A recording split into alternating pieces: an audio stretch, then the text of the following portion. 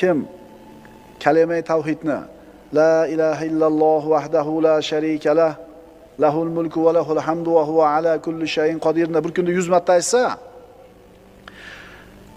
100 ta gunoh o'chiriladi, 100 ta savob yoziladi, 100 ta darajasi ko'tariladi va Alloh uni 100 ta balodan saqlaydi.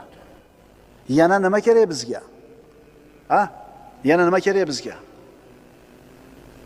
Afzalu zikri la ilaha illalloh. Zikrlarning eng afzali la ilaha illalloh. Alloh azza va jalla siz bilan bizga xitob qilib aytayapti. Ala bi zikrillahi tatmainnul qulub. Ogoh bo'linglar. Qalblar faqatgina Allohning zikri bilan orom oladi.